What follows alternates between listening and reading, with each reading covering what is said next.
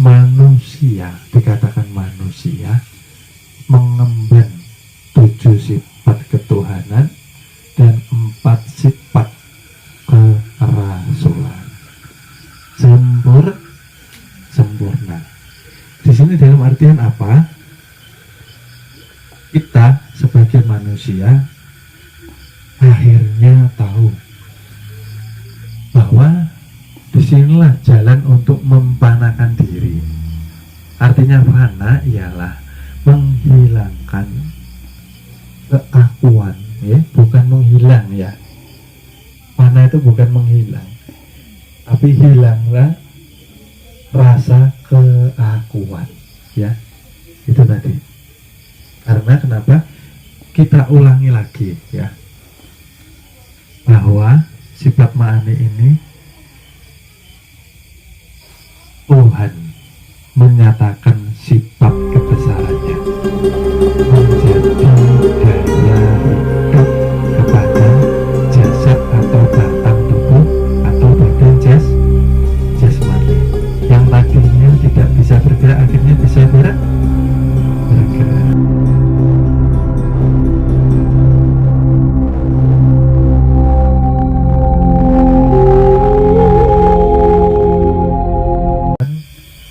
Nabi kita menjadi rahmatan lil alamin, karena tanpa nur Nabi kita tidak ada detik ini, ya.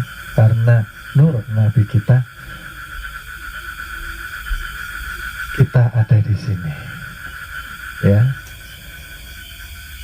Dan disitulah kita harus selalu merasa berterima kasih kepada junjungan Nabi besar kita dengan jalan selalu mengistiqomahkan sholawat hakiki, ya.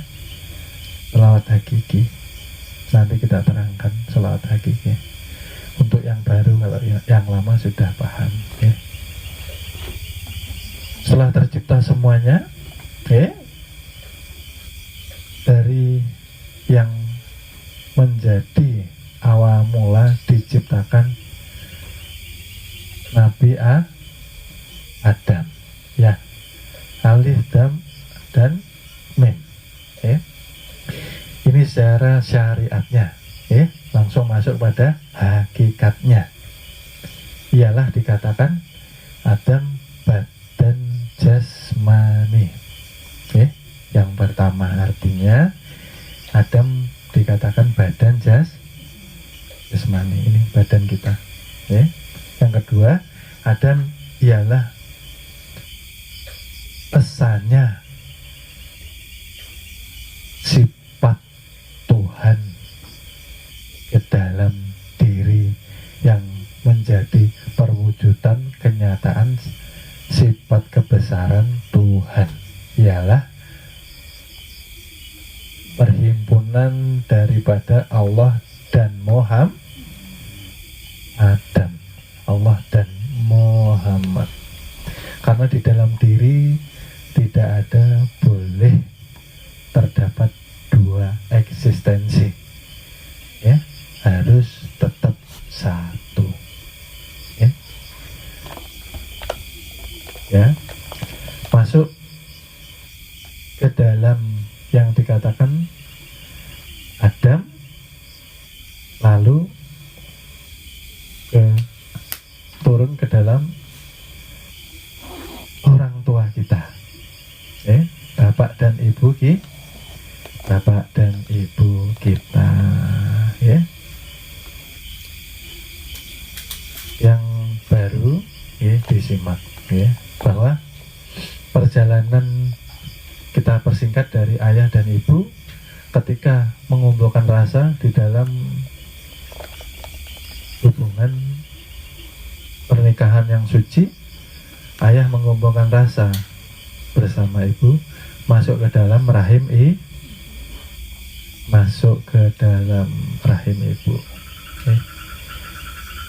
Yang masuk ialah anasir kasar yang diperoleh pengaruh dari makanan dan minuman ayah dan ibu. Inilah nanti yang membentuk jasad badan wadak atau badan kasar kita.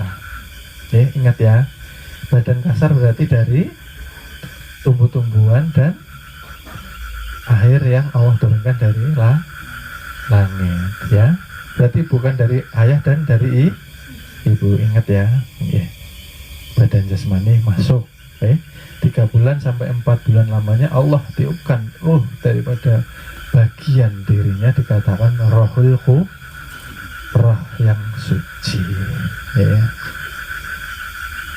Masuk, lalu yang tadinya badan ini seperti patung, ya, karena belum ada ruhnya, tidak bisa bergerak, maka kemudian bisa bergerak karena ditiupkan rohani, ya, betul ya. Di dalam rohani inilah Allah menitipkan 7 sifat ma'ani. Ingat ya, 7 sifat ketuhanan ini. Kita harus selalu bertafakur ya, ini jangan sampai lupa, ya. Masuk ke dalam ruh, dikandung ruh yang dikatakan sifat ketuhanan tadi. Zahir 9 bulan 10 hari, ya, dinyatakan sempurna menjadi manusia, ya, dengan dibekali 7 sifat dan 4 sifat rasul. Rasul di sini ialah hakikat. Rasul ialah rasa, nyatanya ruh. Dinyatakan lagi menjadi keluar masuknya napas, ya. Oleh sebab itulah manusia, dikatakan manusia, mengemban 7 sifat ketuhanan dan 4 sifat kerasulan. Sempurna. Di sini dalam artian apa? Kita sebagai manusia akhirnya tahu bahwa disinilah jalan untuk memfanakan diri. Artinya fana ialah menghilangkan keakuan, ya, bukan menghilang, ya. Fana itu bukan menghilang, tapi hilanglah rasa keakuan, ya. Itu tadi. Karena kenapa? Kita ulangi lagi, ya, bahwa sifat ma'ani ini Tuhan menyatakan sifat kebesarannya menjadi daya hidup kepada jasad atau batang tubuh atau badan jasmani yang tadinya tidak bisa bergerak, akhirnya bisa bergerak. Betul kan? Nah, ya, contoh begini, ketika kita kelelahan seharian bekerja, ya, beraktivitas, ketika lelah kita istirahat, maka itu yang istirahat untuk kita sendiri, ya, karena Tuhan tidak butuh istirahat, Tuhan tidak tidur, ya. Nyata bahwa ketika istirahat, ketika tidur, daya yang masih hidup lalu nyata melalui napas, iya kah? Betul. Lalu jantung terus bergerak memompa darah, menjaga kehidupan manusia, ya. Berarti di sini yang betul-betul hidup ialah Tuhan, ya. Ya, tolong diingat, yang benar-benar hidup ialah Tuhan. Kita tidak hidup, kita hanya dihidupkan.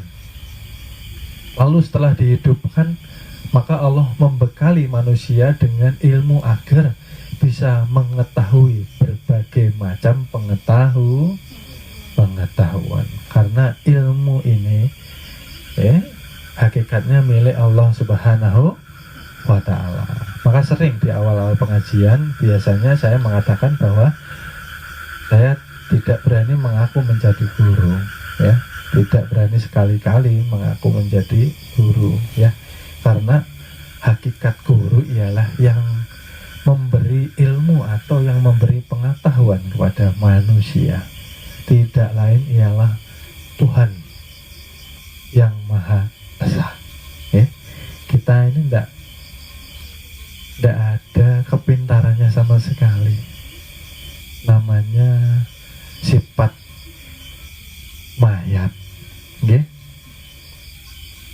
Nah, oleh sebab itu kita dilarang sombong. Kita dianjurkan tawadu atau rendah hati, ya, seperti itu. Dianjurkan untuk rendah hati. Kenapa? Agar kita mengetahui asal mula kejadian diri kita. Akhirnya kita memperbanyak bersyukurnya, memperbanyak istighfarnya, karena banyak lupa dan banyak lalainya, ya. Lalu dengan hidup Allah membekali manusia sifat mendengar, karena tidak cukup telinga untuk menjadi piranti pendengaran, memerlukan sifat samaknya Tuhan, ya. Dengan sama melalui telinga maka manusia bisa mendengar, ya. Oleh sebab itu dikatakan bahwa murid harus menjaga pendengarannya untuk mendengarkan yang serba baik-baik saja. Yang tidak baik keluarkan. Itulah hakikat dua telinga kita. Yang tidak baik dikeluarkan lagi, yang baik dimasukkan ke hati. Muncullah akhlakul karimah, akhlak budi pekerti yang luhur, ya. Mendengarkan yang baik-baik saja. Lalu hidup juga membekali kita, dengan sifat basornya Tuhan. Karena dengan mata tidak cukup untuk bisa melihat. Nyatanya mayat yang punya mata pun karena tidak mempunyai daya hidup atau tidak ada ruh, nyatanya tidak bisa melihat. Contohnya seperti ini. Kalau saya tanya ke Bapak Ibu di sini melihat papan tulis ini melalui apa? Pasti jawabannya melalui mata. Kalau saya gambar di sini bentuk mata, tapi mata ini tidak bisa melihat Bapak Ibu. Karena tidak ada piranti sifat basornya Tuhan. Oleh sebab itu, ketika diberi penglihatan harus amanah, ya. Penglihatan ini nanti ada kaitannya dengan 4 nafsu kita. Karena melalui mata, penglihatan inilah supiyah ini masuk, ya. Maka kita harus melihat yang baik-baik. Melihatlah kebesaran Tuhan agar kita selalu ingat, terhindar dari kelalaian, ya. Biasanya melihat ini kalau tidak disertai dengan ilmu akhirnya lupa, ya. Kagum dengan ciptaan tuh, bukan kagum dengan yang menciptakan. Duwe derajat pangkat, duwe bondo donya, nek uripe adoh karo sing gawe urip, niku sak dalan-dalan kesandung-sandung, kesrimpet-srimpet. Ning arepa uripe kaya kula niki sarwa kekurangan, ning cedhak karo sing gawe jagat. Lakune ya kepenak, ora bakal kesandung, ora bakal kesrimpet. Kuwi mung penemune wong goblok. Penemune wong sing ora ngerti marang ilmu. Sing kandha sapa? Wong sugih, wong duwe derajat kok adoh karo sing gawe urip. Ming gumantung karo gone ngrasake. Ning mesti adoh karo sing gawe urip. Jalaran apa kok iso kaya kandha kaya mangkono? Mergo derajat pangkat niku sing iso micake wong. bondo donya niku sing iso micake wong wekasan lali panembahe. Contone mboten sanganggo conto sing kula dumuk ning pirang-pirang teng donya niku gumlare menungso sing kokean derajat pangkat kokean bondo donya wekasan mripate wuta karo sing gawe urip terus ngawula karo bondo donya niku pirang-pirang. Mohon maaf akan dilanjutkan episode berikutnya.